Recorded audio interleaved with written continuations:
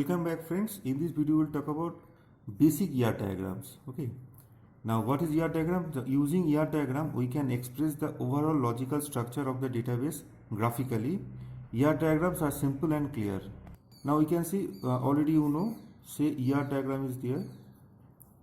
Now with the help of ER diagram, say we can identify the need of the user, okay, or developer or database designer can understand the need of the user, or user can express its opinion. So we can say ER diagram provides a common platform of the database design. Okay, now we'll talk about major components of the ER diagram. Say first of all, now to represent entity set we use a rectangular box. Say entity set, say student is what? It is entity set, so we use rectangular box. Similarly, say subjects, another entity sets, so we can use this one. Okay, say similarly departments, this is another entity set, so we use the rectangular box. So using or to represent entity set we use the rectangular box. Now similarly we use ellipse which represent the attributes. Okay, say say roll number, this is what the attribute. Similarly name of the student, it is another attribute. Are you getting this one? Similarly say address of the student. Okay, similarly say subject ID, attribute of the student. Okay, attribute of the subject name. Okay, subject name. Similarly we can say credit of that particular subject. Okay, say department ID, attribute department name. Okay, say HOD, head of the department. So to represent attribute we use ellipse. Now relationship, it may be the we can establish a relationship between the student and subject using the diamond shape box. Okay, now this diamond represent the relationship set. Okay, say that means what? Say we can write like this. Say student, relationship between the entity set student and the subject, it may be, we can write like say allotted, subject allotted. So to represent the relationship between the student and subject we use the relationship allotted using the diamond box. Okay, now the link. So using the straight line we can represent the link. So attribute with the attribute to the entity sets and entity sets to the relationship set. Now we can say student, say roll number. So attribute set with the employee set we use the link. Similarly name of the student and the student link. Now similarly relationship with the entity set with the relationship set we may use link. Relationship set with the entity set we may use link. Okay, so this is what our say subject ID. Okay, subject name. Are you getting this one? So this is the use of link. So these are the links. Okay, next how to represent the multi-valued. Generally we use double ellipse to represent the multi-valued. Now suppose student phone number, it is say the multi-valued. A student may have more than one phone number, so we use multi-valued. Are you getting this one? Say multi-valued. Next is what? Derived. So derived is what? It is which you have to identify using the stored value. Okay, say stored value, say date of birth is the stored value, and from that date of birth we can identify the age. Okay, so we use the dotted ellipse to represent the age. Now dotted ellipse is what? That is nothing but what? It is the derived attribute. Are you getting this one? Next is what? Total participation. Now already you know the constraints, say partial participation and the total participation. Now total participation means what? A student, if student is there, there must be a associated subject must be there. If student is there, associated subject must be there. But it may be possible that a subject is there, it may have the student or it may not. Or it may be possible that student may have not allotted that particular subject. You are getting this one? So here it is what we use double line to represent the total participation. Next is what total weak entity set. Already you know what is weak entity set. Now weak entity set, we don't have that particular entity set don't have attributes to form a primary key. So we use double rectangular box to represent the weak entity set. Are you getting this one?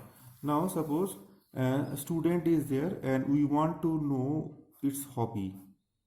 Okay, say hobby.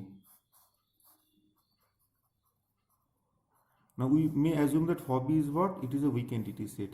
Now it may be the attributes are say hobby number, okay, then name of that hobby name, okay, and here it is and some few more attributes are there. So this is what our weak entity set, and weak entity set here the relationship should also the double amount, and here should be always total. Okay, and there must be some name here. Okay, so to represent the weak entity set we use the double rectangular. Next is what relationship set with the weak entity set. So to represent the relationship set we use the double diamond. Okay, this is what relationship set with the weak entity set and the owner entity set. Next is what composite attribute. Now we can represent composite attribute like this way. Say this is what our attribute. Now these are the parts of that particular attribute. Now here name is a let name is a composite attribute. So we can divide this into say three parts. Say we can write that is a first name, okay, middle name and the last name. So this is name is what? It is a composite attribute. Similarly, if address is there, okay, so we can put here clearly. Say if address is there. So this is what composite. If it is a composite attribute, that means it is, so you can write street, okay, say city, pin. So in this way we can identify, we can represent the composite attribute. Next is what primary key. Let roll number is a primary key. Here we have to write the underline. We have to underline that one. So similarly, if it is a partial key, that means here we have to mention partial key in the weak entity set. So dashed line is nothing but the partial key. Okay, next we try to draw a ER diagram of a college database. Now we can see here student database is there. Student entity sets is there. Here say roll number is a primary key, okay, and they say name is a composite key. So that means what we may have to divide, say first name, middle name and the last name. Okay, now let phone number is a multi-valued attribute, so it is double. Say maybe the age is what? Say it is a derived attribute that we can write. Suppose here we need the monitor name. Now here we can mention the recursive say we can write like here we can write say class representative. Now here both class representative to whom it represents, both are student. So we can say the representative name, okay, representative or say student. So this is what recursive relationship. So we can use recursive representation. This is what nothing but these are called role. Okay. Now students may be connected with another, that is say enrolled. Okay, now enrolled, it is enrolled under any departments. Department is what? It is an entity set. Now, if it is a the entity set, that means what? Department number is there, department name is there, okay. Then location is there, location of this particular department or name of the HOD. Now here student enrolled department, here it should be always it is 1:n, or it is always it is n:1. Means a student must enroll in single department. Okay, under a single department, a department may have more than one children. So it is what? It is n:1 relationship is there. Now sometimes we use arrow to represent the one. Are you getting this one? Now department number is a primary key. Now enrolled in which year? So here we can put the year of this particular student. So here we can put the admission year. Okay, admission year.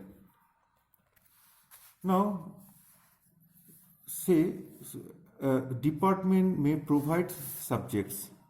Department may provide subjects. Say provides subjects. Say this is what our subject table.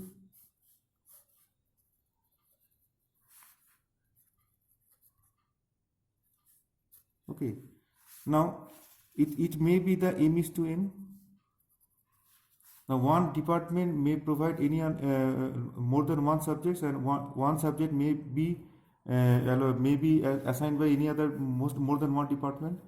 Now similarly, say student also, there is a relationship student and subject. So student say allotted the subjects.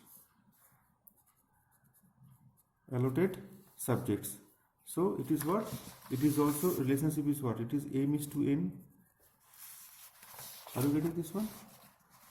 Now student, there may be a relationships with the marks.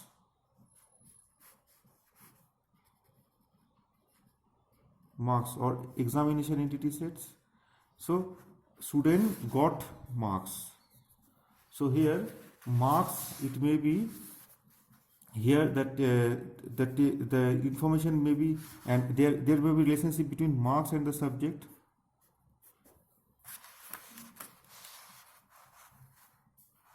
Are you getting this one? So this is what now. If it is a student, there must be a weak entity set, say hobby. We may assign the weak entity set hobby. Okay.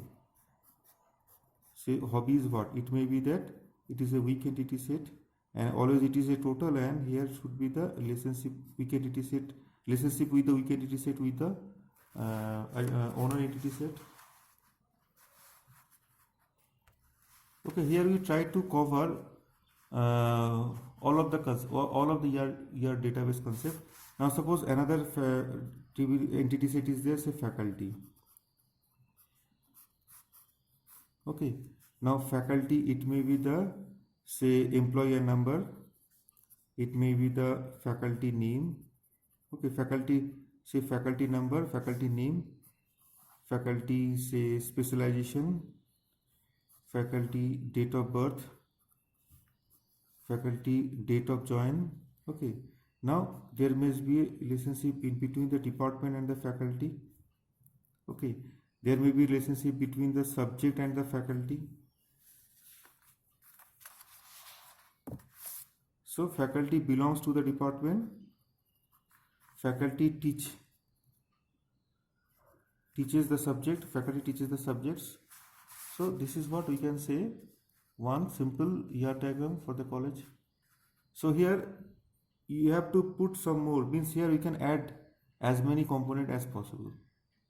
But this is just a glimpse how to draw how to represent the ER diagram. And here every time we have to mention the cardinality. Are you getting this one? Say subject and faculty. Now one subject may be many faculty, one faculty may, so that means what is it may be the m:n. Now department and faculty. Now it may be possible that the faculty must be belongs to a single department. Okay, so and one department may have more than one faculty, so that is why it should be what? It is 1:n. Okay, now departments and faculty, you in between these two we can identify relationship. It is 1:n. One department may have more than one faculty, but one faculty must belong to single department, that is 1:n. And here we mentioned the now here for the faculty name may be the faculty first name, faculty middle name, faculty last name. Are you getting this one? Now specialization may be the multi-valued dependence, multi-valued, and so on. And that is the end of this particular video. Hope you can understand few basic things for the ER diagram. Okay. Thank you very much.